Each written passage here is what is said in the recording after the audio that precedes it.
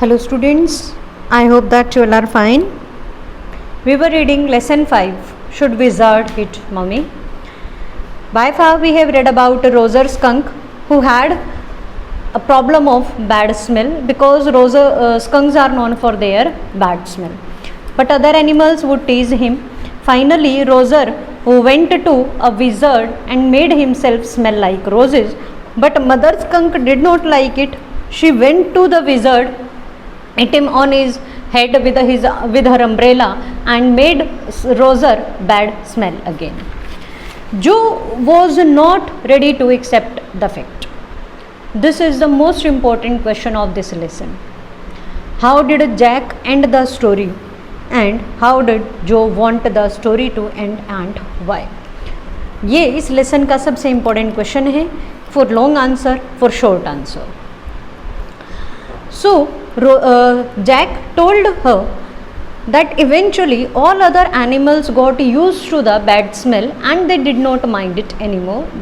So Roser skunk was happy. But Joe was not ready to accept it. She said that she was a stupid mummy. It was not, he said with rare emphasis. Rare emphasis होता है जोर देकर कहना, rare, और इतना जोर देकर वो कभी नहीं बोलता था एक बात को. लेकिन आज वो अपना पर्सनल एक्सपीरियंस यहाँ शेयर कर रहे थे. एक ह्यूमिलिएशन जो उन्होंने बचपन में फेस की थी और उनकी मदर ने किस तरह से उन्हें समझाया था. आज वो बात मानो इन छोटी सी इस 4 साल की जो को भी वो समझाना चाहते हैं. इसीलिए जैक ने, जैसे ही जो ने कहा कि नहीं वो तो बेवकूफ़ स्टूपिड मम्मी है, तो जैक ने तुरंत उस बात पर एतराज़ किया और कहा and believed from her expression that she realised he was defending his own mother to her और समथिंग इज ओट. और उसे जैसे ही जो ने जो एक्सप्रेशन था उन्हें समझ में आया, उन्हें महसूस हुआ कि हाँ आज कुछ अलग बात है. Now I want you to put your big heavy head in the pillow and have a good long nap. Story तो हम ख़त्म कर चुके हैं, वो कहानी जो रोजर स्कंक की थी. इसके आगे रोजर स्कंक की स्टोरी नहीं है, लेकिन इसके आगे हमें इस लेसन में जो एक मोरल इशू बताया गया है, जो समझाया गया है, this is the reading with insight question number 1, वो यहाँ पर अब डिस्कशन चल रहा है. जैक ने कहा now sleep down, have a good long nap, तुम सो जाओ. He adjusted the shade so not even a crack of day showed and tiptoed to the door. Tiptoed होता है बिल्कुल पंजों पर चलना ताकि ज़रा सी भी आवाज़ ना हो. उन्होंने कर्टेन्स एडजस्ट किए और बाहर रूम से निकलने लगे. But when in the pretence that she was already asleep, इस तरह से प्रिटेंस दिखावा कर रहे थे मानो जैसे जो सो गई हो. But when he turned, she was crouching on the top of the covers, staring at him. Hey, get under the covers and fall fast asleep. Bobby is asleep. Do you remember who is Bobby? Bobby is Joe's younger brother. Joe का छोटा भाई है. He is 2 years old. अब वो क्या कहते हैं कि सो जाओ अब तुम. लेकिन जो को तो नींद नहीं आ रही. एक तो वो वैसे ही सैटरडे नैप्स उसे अब नहीं आती, उस पर से आज वो कहानी के अंत से खुश नहीं है. She stood up and bounce gingerly on the springs. Gingerly होता है केयरलेसली, लापरवाही से कूदना. जंप कर रही है वो बेड पर और कहने लगी daddy what tomorrow I want you to tell me the story that wizard took that magic wand and hit that mummy. Her plump arms chopped forcefully right over the head. कहने लगी ठीक है मैं सो जाती हूँ, लेकिन तब जब आप एक प्रॉमिस करें कि कल मुझे कहानी सुनाएंगे और उस कहानी में क्या होगा, उस कहानी में आप ये सुनाएंगे कि रोजर स्कंक की मदर को उस विज़र्ड ने हिट किया और उसने अपने हाथ से ऐसे एक्शन किया ऑन द उसके सिर के बीचों बीच. प्लम्प होता है healthy, right over the head.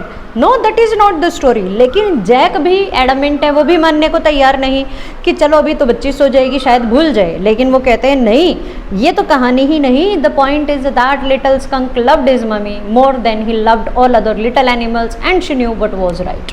कहता है कि बात तो यही है, मेन स्टोरी तो यही है. पॉइंट आप यही समझने की कोशिश करें कि उसकी मदर उसके लिए जानती है कि सही क्या है, व्हाट वाज राइट.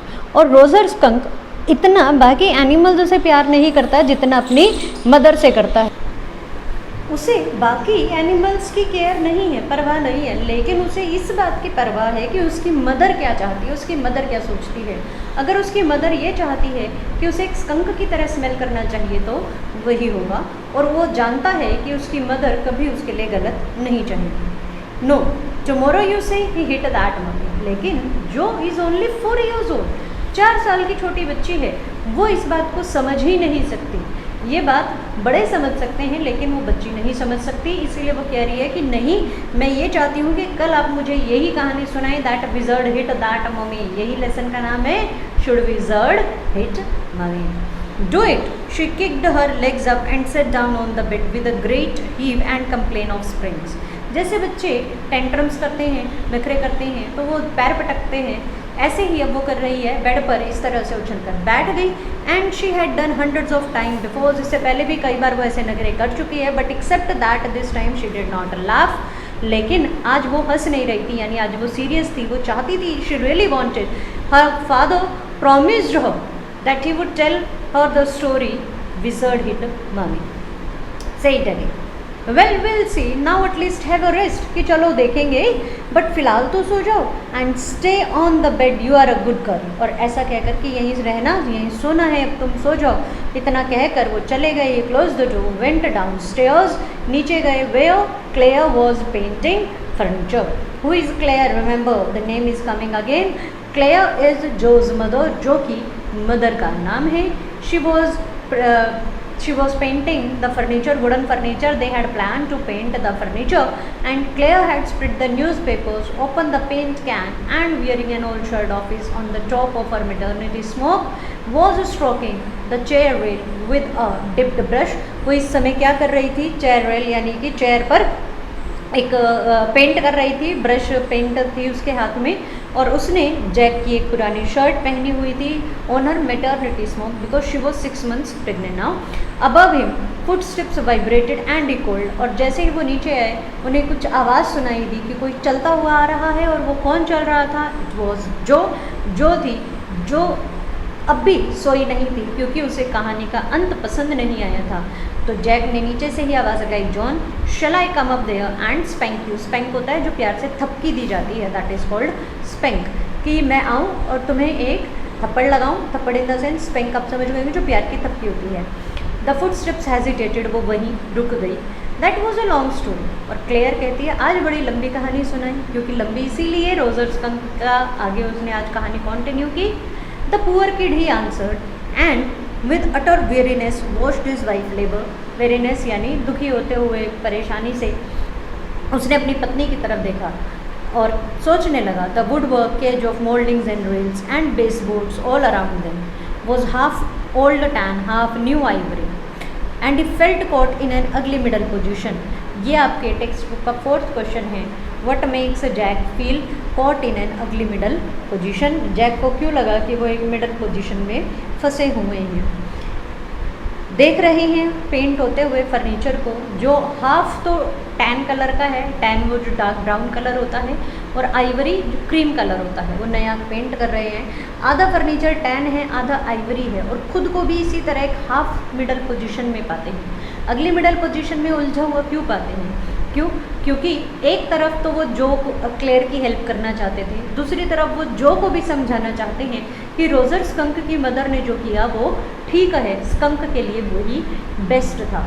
लेकिन ना तो वो जो को ही पूरा समय दे पा रहे हैं, ना ही क्लेयर की हेल्प कर पा रहे हैं, और खुद भी इस दुविधा में उलझे हुए हैं कि जो को कैसे समझाएं। अपने बचपन का एक किस्सा वो समझा सकते हैं उसे कैसे। Now and though he was as well felt his wife presence in the cage with him. से लगा कि शायद ऐसे लग रहा है कि उसकी पत्नी भी उसके साथ ही मानो उस पिंजरे में बंद है, कि वो भी उससे बाहर नहीं निकल पा रहे। He did not want to speak with her, work with her, touch or anything. अभी उसका कुछ काम करने का भी मानो मन ही नहीं था। क्यों? क्योंकि आज वो एक अलग ही एक पर्सनल ह्यूमिलिएशन उन्होंने बचपन की अपनी याद की थी। He was in another mood, his mood was something different, so he did not want to work anymore today. This was your lesson, how Jack conveyed a very strong message to Joe that one should not leave one's trait for others' happiness. दूसरों की खुशी के लिए इंसान को अपनी जो पहचान है उसे नहीं छोड़ना चाहिए। और जैसे स्कंक की पहचान है बैड स्मेल, और मदर स्कंक ने उसे यही बात समझाई कि वो जाने जाते हैं बैड स्मेल के लिए, वो दूसरे एनिमल्स की खुशी के लिए, उन्हें रोज़ जैसा बनने की कोई ज़रूरत नहीं है। और जब वो उसी से स्टिक रहेगा, अपनी उस बात पर प्राउड करेगा, तब धीरे धीरे सब उसे ऐसे ही अपना लेंगे जैसे बाकी एनिमल्स ने किया। Eventually they got used to the bad smell. Now Roger skunk was also happy. This was your lesson. Should wizard hit mummy? I think the name is pretty clear to you now. The title is very clear. Why the lesson has been titled Should Wizard Hit Mummy? Because Joe again and again was saying that wizard should hit mummy, but the lesson's name in fact is a question. As you can see, it carries a question mark ki whether wizard should hit or not. This is up to you. The lesson, the writer John Updike leaves it to the reader what he decides. Thank you.